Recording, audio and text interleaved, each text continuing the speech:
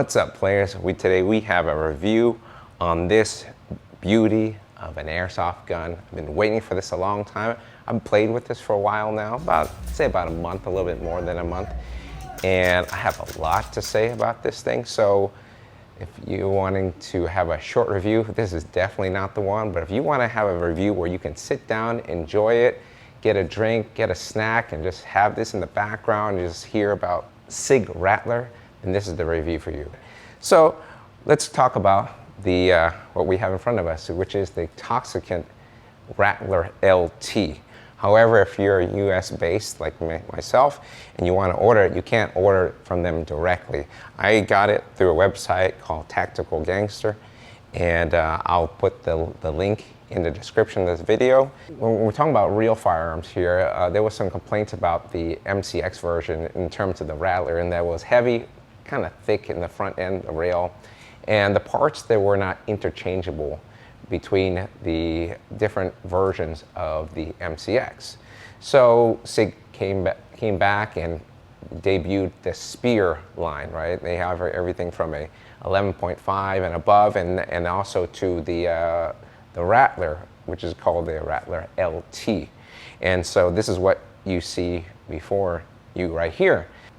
This, as I said, this is the model from Toxicant, right? And they have a number of versions of Spear, Sig Spear, or Rattler series. I wanted the Rattler in particular. I just like the way it looks. I know it's short. So with that being said, this is an MWS based GBBR. However, it has some differences, which I'll go into later on. So in terms of the aesthetics, it matches all the engravings that you're supposed to have here. I'll get some shots of this from close up, even on the grip.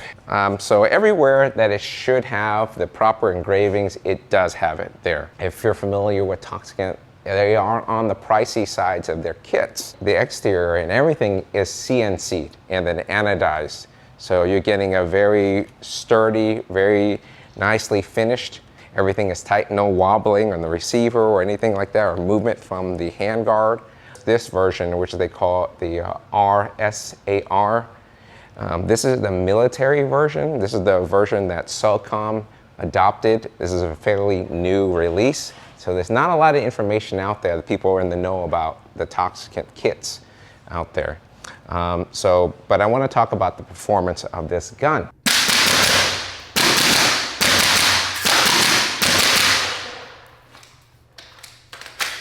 Right. First off, this is a very accurate platform considering it's a short barrel, right? Right now I have the suppressor on it, but when you take it off, the gun is about that long, right? And then it has the inner barrels just peeking out a little bit past the flash hider. Not too bad. I didn't really care for hiding it without the suppressor because I wanted to run this with the suppressor all the time. That's just the way I wanted to. I like the look. But if you really wanted to, if you wanted to just run this with just the flash hider and really collapse this down, you could do that all the way like this and carry it as like a PDW. We're gonna do a slight accuracy grouping to see what we can get out of this short barrel rifle. It's a bit sunny, it's about 88 degrees right now, middle of the day. So pretty hot, pretty warm right now. So we should get good expansion of gas with green gas. I'm using green gas here, and we're using 0.3 gram BBs. Internally, we have a tight bore barrel and the Hopup with the 4-quad Friction Pro. The target that I'm going to be shooting is right over there. It's about 50 feet away.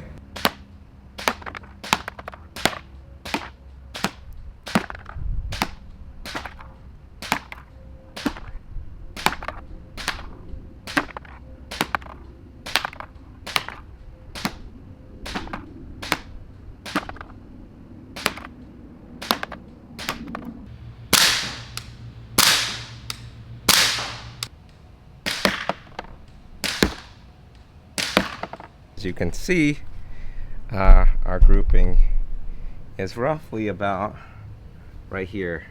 As a reminder, the gun, when you buy it from them, it's not a complete gun. So in my previous video I said this, but for those of you who have not seen that video, This is a little bit of a repeat here in that when you get the kit, and that's why I'm saying it's a kit, it is missing the inner barrel and a stock. This is the suppressor I got. I like this a lot, actually. It has the Sig logo engraved on the, I guess, the shroud of the suppressor. It locks up very well, I can say. In order to do that, you have to use their flash hider. And it's not your typical flash hider like a Surefire or something that cranks and then you hear like a ratcheting thing. It works on a taper. And so I like it because you just screw it. It actually only takes a few revolutions and then it stops. And once it stops, you're good. Putting Loctite on your flash hider and then you're good to go. Now, I'm gonna say this about this gun because it's prevalent throughout the gun. You need to Loctite everything, okay? Use blue Loctite, not the red one, right? That would be my recommendation because you might want to have to come back later on and do some work. We'll talk about this rail here. So that's one of the things they changed from the previous version of the Rattler, the MCX, is that they reduced the weight of the front rail. It's less thick, right? I know some guys like that, they like thick, right? But in terms of airsoft, thick means heavy, especially when you're dealing with a gun where a lot of the weight is in the front. Because if you notice here, all the mass is right here, and then you have up here, and then any accessories you add, and you have very little mass in the rear because you have this skeletonized stock here. Compared to the old one, there are more M-LOK slots for you to put accessories in there. Now, with that being said, it is a very short rail. You're not having a lot of space. And so once you start putting accessories, it becomes quite a challenge. QD mounts on both sides of the gun here and here. And yeah, so that makes up your front end. On the interesting thing about the rail of the MCX line is that it is only attached by the front receiver pin of the gun. So once you remove the front receiver pin and then of course take off the suppressor, the entire rail can slide off, which is interesting because if you had a longer rail or if you had a suppressor that could slide under the rail, or if you change the barrel, you can theoretically change your whole rail section to be longer or shorter, however you want to. The Hopup base is your standard MWS, but the Hopup adjuster is proprietary to Toxicant. The actual Hopup itself with the rubber and the nub, that's all standard MWS. So you can use any version of that. With the Hopup adjustment, it uses a screw that goes through the receiver and locks it up and keeps it where it needs to be in the receiver. With that being said, this is where I ran into my first issue of this gun, is that screw is just a tad too long. So when you screw it, it comes to the point where it gets tight, because I'm going to start stripping things and ruining the gun. It doesn't secure it completely, and that bracket is still moving a bit. I alleviated that by putting a small spacer or a washer in between the screw and the receiver, and then Loctited that, and everything was good after that. The nozzle is your standard MWS and the nozzle guide itself. However, everything else in the bolt assembly is proprietary to the Rattler. And here is your bolt carrier group here. Notice how much short it is compared to your normal MWS bolt, which would be extended to about here. And then of course, all your recoil springs sit right here on the top, okay? And so this is how it moves back and forth within the receiver. Make sure, like I said before, Loctite everything. This is the part that comes apart quite frequently when I was using this gun. There's two big screws up here, and make sure you keep track about where they go because they are different lengths. However, these will come loose within, a few mags changes here, and then you'll start to have some problems. There's these wheels here There's wheels on the top here. The top two are captive. However, the bottom two are not. And so you got to be very careful about this, because I've had to, from time to time, you know, as I'm doing all the repair work or just doing maintenance on the gun, and one of these just kind of rolls off. I'm like, oh my goodness, where'd it go? These can easily come off just by taking it out by your hand. So my advice is, when you're doing work or when you need to take this out of the gun, take these off. When I first got this gun, I ran into a malfunction. I didn't understand what it was, and this began to happen to me 3 different times. The very beginning when I got the gun, and then 2 other times when I actually was playing in a game and something was going on. I can tell it was a malfunction. And as I remove the magazine from the gun, this plastic piece came out. I recognized it. What it was, it is the plastic nozzle guide that sits up the top right here. And I'll show a picture of my nozzle guides, because they all break in the same way. It's always on the, if you're looking down on the nozzle guide, it's the right side of it. Come to realize what was happening is when the gun would fire, usually the motion of the gun, the bolt would come backwards, and then once it hits a part where the rear of the nozzle engages with the front of the nozzle guide, there's a little overhang that grabs the nozzle and then retracts it backwards, and then it brings it back in and then back into the Hopup chamber. I realized that action was causing the nozzle guides to crack. And so my answer to that was I ordered a reinforced nozzle guide from Evic. I ordered a few of them because I wasn't sure I was going to be doing well. However, I've fired a couple thousand rounds through this one already, and we're doing good. I had to refilm this part of the review because the audio dropped out, so that's why the background looks a little bit different. On the surface, it looks like your standard MWS charging handle. It looks different because you have the gripping parts, but that just could be aesthetics, right? There's many different types of charging handles out there that have different ways to grab it. Just takes a different approach in terms of how it looks. But what's really important to note, though, regarding this is not just the part where you grip it, but the actual stem of the charging handle itself. The walls on the Toxicant version of the charging handle are thicker, and the channel inside is thinner. And the reason why that is so because remember what I was saying is like the bearings on the top here ride along in the receiver. So those make direct contact with the charging handle. And when it's moving, it actually moves on the rails, in a sense, of the charging handle. So what does that mean? That means that you can't use a standard MWS charging handle. I tried it, it doesn't feel right. Yes, it can move, but in the end, you're probably causing some damage to the gun. To normal. So I want to note how smooth this feels compared to your normal MWS. It's just a very nice action. According to their description, the bolt carrier has a diamond-like coating finish. I don't know what that means, to be honest, but hey, it's working. What I also want to mention is the sound, right? So this is something that's unique to this one, and so you can hear this when you lock the bolt. Right now I locked the bolt to the rear. And then when you send it home, it makes this sound that is very unique to the Toxicant Rattler, right? If you can hear this, right?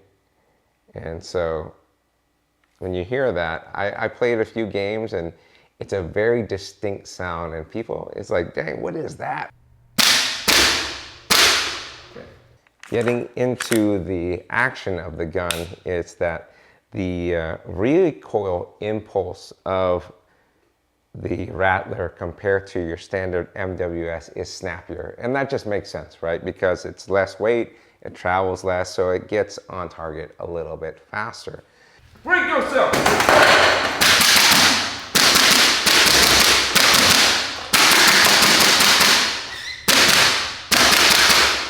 I really like the Toxicant trigger, and I've tried a lot of triggers from Tokyo Marui. I've tried aftermarket ones from Dytac or Angry Gun, and this is a nice trigger.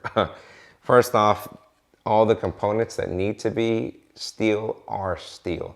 The only thing of the trigger that is not steel is the actual trigger box itself. However, all the components inside the box are steel. So you're not concerned about where it'll last for sure. On top of that, I like the shape of the trigger. It's not a flat trigger and it's not a curved trigger. It's kind of hybrid in between. It's got a very slight curve, and then at the end it has like a hooked almost, right? And it kind of causes your finger to get at the very bottom and just push it from there, as opposed to elsewhere on the trigger, which is very cool.